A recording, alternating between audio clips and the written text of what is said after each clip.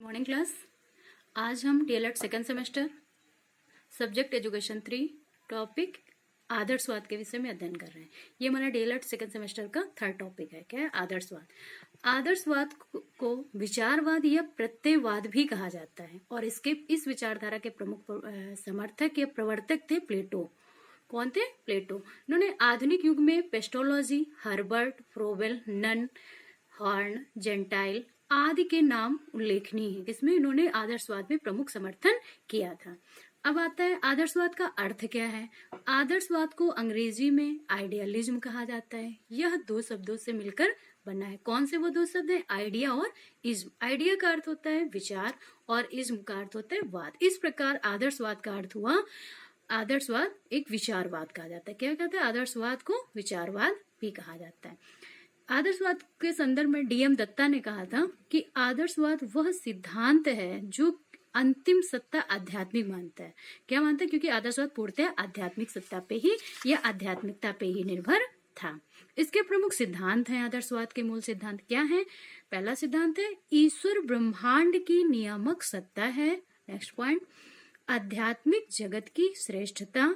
Third point, आत्मा और परमात्मा का संबंध, मनुष्य का महत्व, आध्यात्मिकता, मूल्यों में पूर्ण विश्वास, आदर्श व्यक्तित्व का विकास।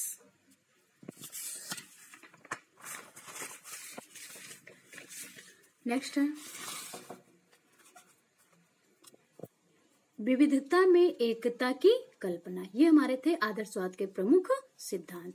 नेक्स्ट आता है आदर्शवाद और शिक्षा क्या है। आदर्शवाद के अनुसार शिक्षा का क्या अभिप्राय है। आदर्शवादियों की शिक्षा के क्षेत्र में अत्यंत महत्वपूर्ण भूमिका है। क्या है? प्लेटो, कमेनियस, पेस्टोलॉजी तथा फ्रोबेल आदि के नाम मुख्य दार्शनिकों एवं शिक्षाविदों के रूप में लिए जाते हैं।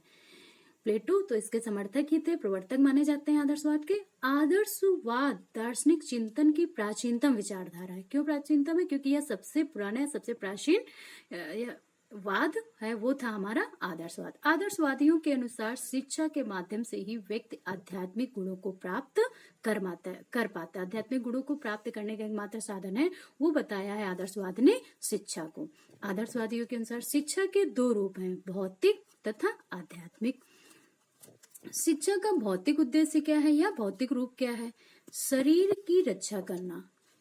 आध्यात्मिक ज्ञान के साथ साथ भौतिक ज्ञान भी महत्वपूर्ण बताया है, क्योंकि इसी पर उसका जीवन निर्भर है। इसी की सहायता से वह अपने भौतिक वातावरण को अपनी इच्छा अनुसार और आवश्यकताओं की पूर्ति के लिए अधिक उपयुक्त बना लेता है। अपनी किसके लिए? भौतिक उद्देश्यों के लिए, भौतिक आवश्यकताओं की पूर्ति के लिए। इसी आधार पर शिक्षा साध्य न होकर एक साधन मात्र है, जिसके द्वारा आदर्श नागरिकों का निर्माण संभव है। ये हमारा था आदर्शवाद के अनुसार शिक्षा। अब आते हैं आदर्शवाद के अनुसार शिक्षा का पाठ्यक्रम क्या है। आदर्श पाठ्यक्रम पहले समझते हैं। आदर्शवादियों ने पाठ्यक्रम पर अपने विचार देते समय मानव की क्रियाओं को महत्वपूर्ण स्थान दिया। किसको स्थान दिया है? मानव की क्रियाओं को। वो क्रियाएं क्या हैं? मानव की क्रियाओं को 3 भागों में विभाजित किया है। कौन सी क्रियाएं हैं? बौद्धिक, कलात्मक और नैतिक। बौद्धिक के अंतर्गत क्या आता है? भाषा, साहित्य, इतिहास, भूगोल, गणित। और कलात्मक के अंतर्गत कला और कविता। नैतिक के अंतर्गत क्या आता है? धर्म, अध्यात्म शास्त्र व नीति। दिख रहा है आदर्शवाद व शिक्षण विधियां। आदर्शवाद के अनुसार शिक्षण विधियां क्या है? आदर्शवादियों का मानना था कि उद्देश्य महत्वपूर्ण होते हैं, उनकी प्राप्ति का मार्ग कोई भी हो सकता है। शिक्षा के उद्देश्य निश्चित व स्पष्ट हैं।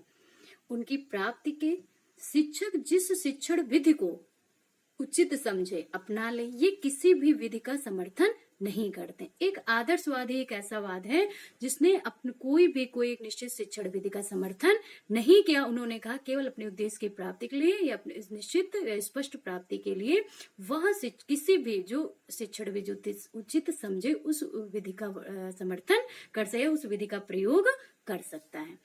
नेक्स्ट आता है आदर्शवाद व अनुशासन। आदर्शवादी स्व अनुशासन पर बल देते हैं। स्व अनुशासन से बालक को आत्मानुभूति को प्राप्त कर सकता है।